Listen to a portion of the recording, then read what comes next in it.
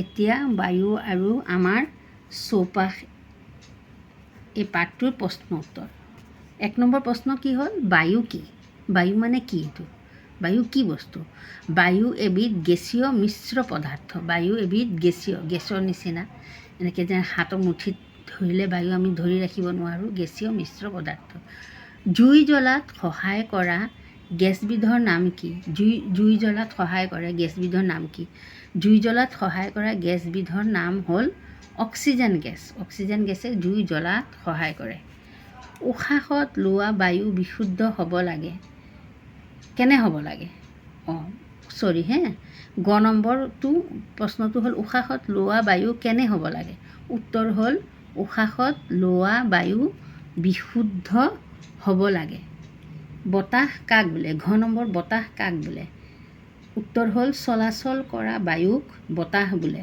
চলাচল কৰা বায়ুক বতাহ বোলে। এতিয়া 2 নম্বৰ প্ৰশ্ন হ'ল খালী ঠাই পূৰ কৰা। খালী ঠাই পূৰ কৰা।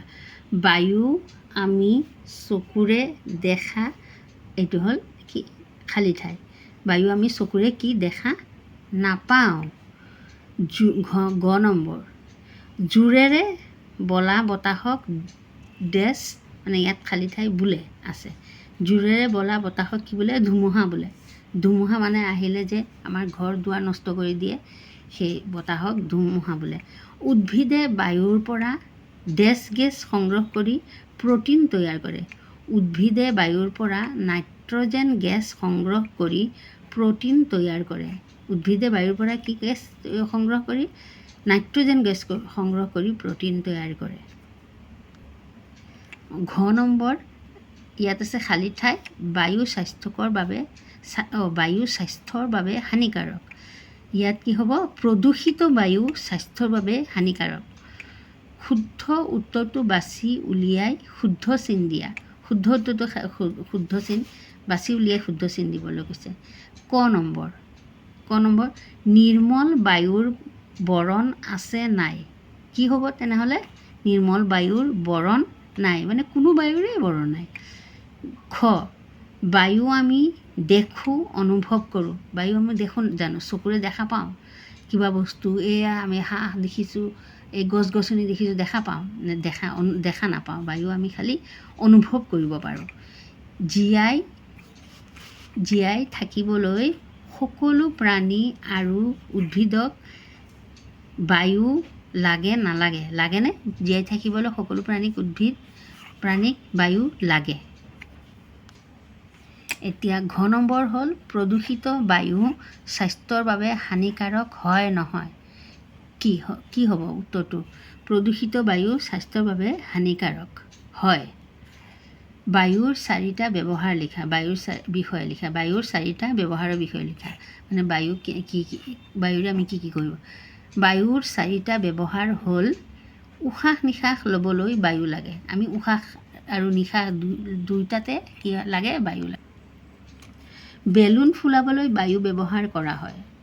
চকৰি ঘূৰাবলৈ বায়ু ব্যৱহাৰ কৰা হয়।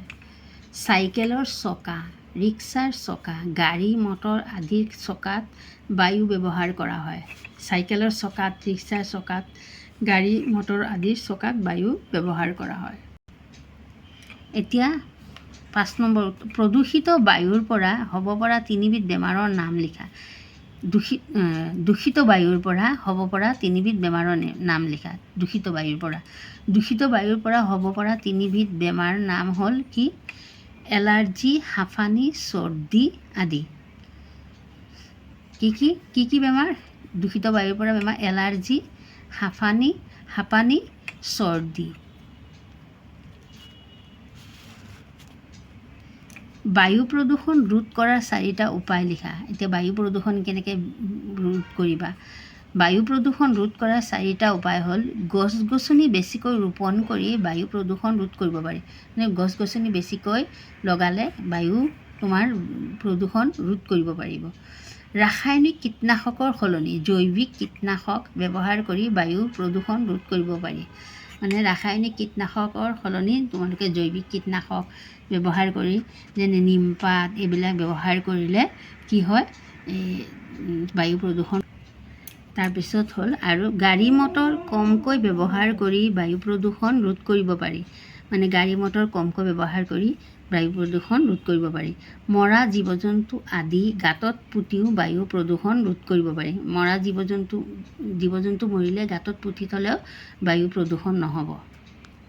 এতিয়া আহিলে কি পাৰ্থক্য লিখা। ধুমুহা আৰু ফিৰফিৰীয়া বতাহ। ধুমুহা আৰু ফিৰফিৰীয়া বতাহৰ মাজত পাৰ্থক্য কি? জোৰেৰে বলা বতাহক ধুমুহা বোলে, আনহাতে লাহে লাহে বলা বতাহক ফিৰফিৰীয়া বতাহ বোলে। লাহে লাহে বতাহ যে বোলে তাক ফিৰফিৰীয়া বোলে, আৰু ধুমুহা মানে জোৰে জোৰে বলা বতাহক ধুমুহা বোলে। 6 নম্বৰ প্ৰশ্ন হ'ল পানীত মাটিৰ চপৰা এটা পেলাই দিলে বুৰবুৰণি উঠে কিয়? পানীত মাটিৰ চপৰা এটা পেলাই দিলে বুৰবুৰণি উঠে কিয়?